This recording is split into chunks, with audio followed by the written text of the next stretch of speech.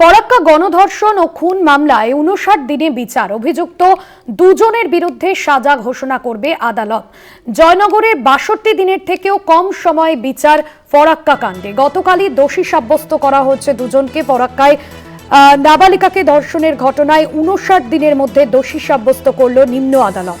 গত 13ই অক্টোবরের ঘটনা, 59 দিনের মধ্যে দোষী সাব্যস্ত করা হয় দুজনকে।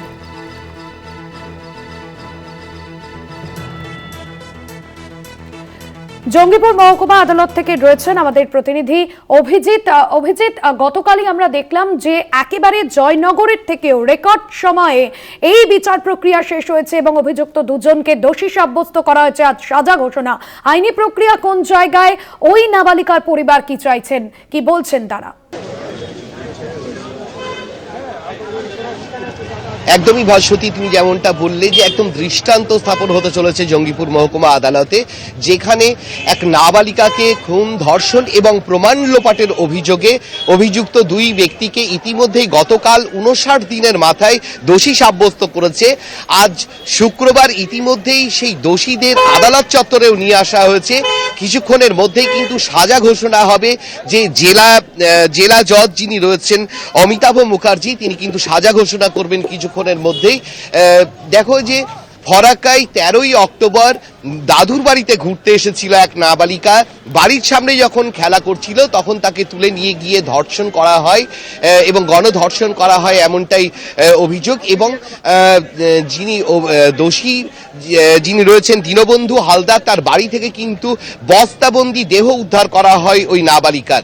স্থানীয় বাসিন্দারা ক্ষোভ উগরে দেন দীনবন্ধুর উপর। তাকে চড়াও হয়ে তাকে মারধর করা হয়। দুদিন জঙ্গিপুর মহকুমা হাসপাতালে চিকিৎসাধীন থাকার পর যখন পুলিশ কাস্টডিতে পায় দীনবন্ধু হালদারকে, তখন কিন্তু তাকে জিজ্ঞাসাবাদ করা হয়। এই ঘটনার সঙ্গে জড়িত আরও শুভ হালদার বলে আরও একজনকে গ্রেপ্তার করে পুলিশ।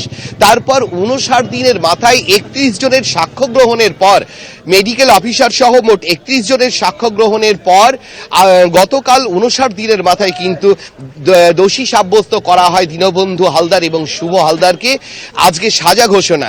সকাল থেকে কিন্তু উৎসুক মানুষের ভিড় জঙ্গিপুর মহকুমা আদালতে উপচে পড়েছে। আমি দেখানোর চেষ্টা করবো আমার ক্যামেরা পার্সনের মাধ্যমে। দেখো যে সাধারণ মানুষও কিন্তু ভিড় জমিয়েছে জঙ্গিপুর মহকুমা আদালতে, যে কি বিচারক কি রায় দেন তার উপর। অন্যদিকে পুলিশ প্রশাসনের পক্ষ থেকেও কিন্তু একদম একটা নিশ্চিত নিরাপত্তার মধ্যেও রাখা হয়েছে এই জঙ্গিপুর আদালত চত্বরকেই, যাতে কোনো রকম অপ্রীতিকর ঘটনা না ঘটে। এখন সাধারণ মানুষ এবং যে নাবালিকার পরিবার, তারা চাইছেন যে সর্বোচ্চ সাজা যাতে অভিযুক্তরা পায়, সেটা যেমন চাইছে, অন্যদিকে সাধারণ মানুষও কিন্তু এখন চেয়ে রয়েছে সেদিকে যে কখন সাজা ঘোষণা করা হয়। তবে প্রত্যেকেই কিন্তু সর্বোচ্চ সাজা চাইছে।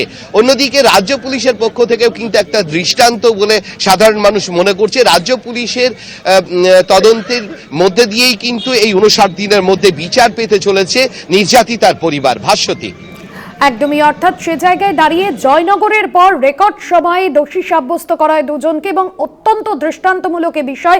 অবশ্যই নজর থাকবে পরবর্তী আপডেটের দিকে। আপাতত ধন্যবাদ জানাবো। অভিজিৎ ছিলেন আমাদের সঙ্গে সরাসরি জঙ্গিপুর মহকুমা আদালত থেকে।